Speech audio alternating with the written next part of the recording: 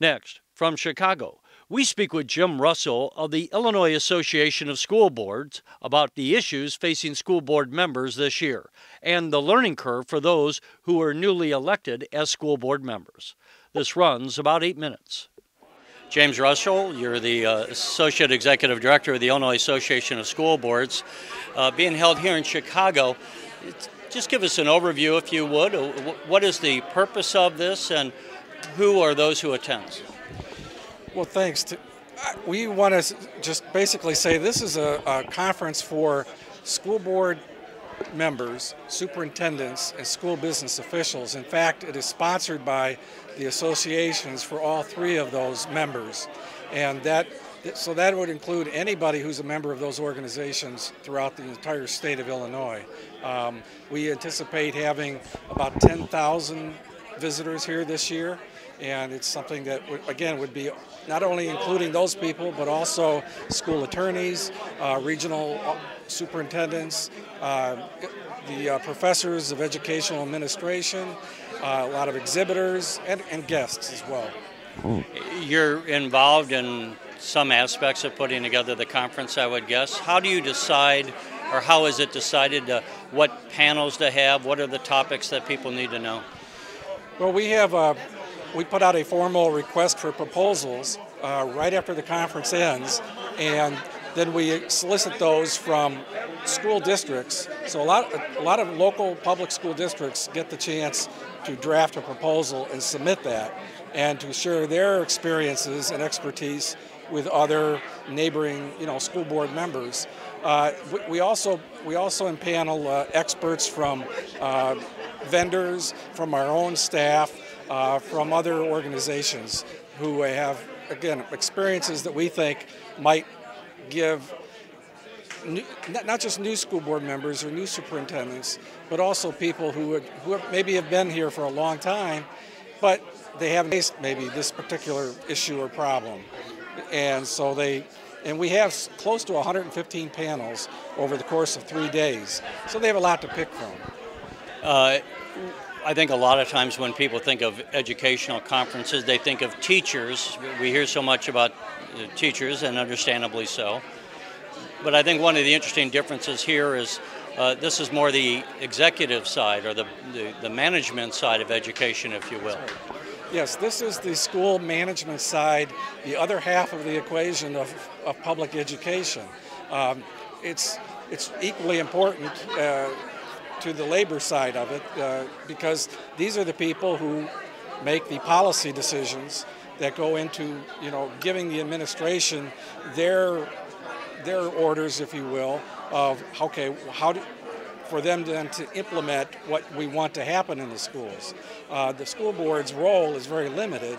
It's to hire a superintendent and then turn over by policy what they want and expect in their schools. So that's why conferences like this are important, because it's one of the very few times actually that all these people can get together at one place at one time and commingle and share, network, attend panel sessions, etc., so that they really feel like they're on, they're all part of that same equation, the management side of school business. It's probably like any industry too. When you talk to your counterparts, sometimes you might find out that you're not the only guy having that problem. Absolutely. If nothing else, the camaraderie that comes out of this, the friendships, and they last. I mean, it's not something that you just meet somebody one time. This recycles, and that's a great part of this. One of the byproducts that's unspoken, I guess, if you will, is that you make friendships in the course of public service, and then you continue those relationships for a very long time. There's probably a lot of people out there who have never ever thought of running for a school board. Who are the people that make up the school boards across the state? What walks of life are they from? Every walk of life. We have close to 6,000 elected school board members in Illinois. We do a survey every couple of years of our membership to kind of get the demographics and the breakdown. I mean, it's men and women. It is certainly parents, but it's also non-parents. I mean, we have people who have been in their elected school board position, some for more than 40 years, Now, obviously, they don't have children in school anymore. They may not have grandchildren in school anymore, but the idea of school board service is these are mostly lay people who run for a good reason. They're typically motivated because they want to add something, or maybe sometimes they want to subtract something. You know, they see something they want to change. But more often than not, they do it for altruistic reasons, which is the best reason to run for a public office. Very few run for stepping stones or for their own personal or political ambitions. That's not the nature of school board service, unlike a lot of other elected offices. But we, as you know, we have school board elections coming up next year in April. It's every other year in an odd number of years. Most school boards will be electing 4 or 3 members to their school boards, or I should say the public will be, and we'll have a turnover typically of around 27%. So a good number of them do run again and continue their service more than just one 4-year term.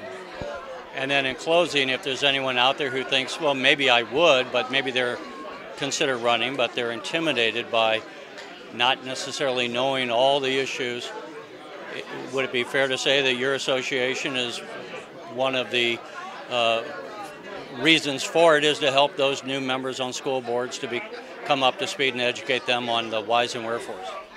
That is certainly one of our primary goals, is excellence in local school governance. We know that they have to hit the ground running. I mean, the moment they're elected, they're in office, the very next, almost literally the very next day, and they have to start making decisions. That's why we have a number of new board member workshops that will continue all next summer so that they can get acclimated quicker. And it's on various subjects: school law, school finance, just running school board meetings and how to participate, how to be more effective as a school board member.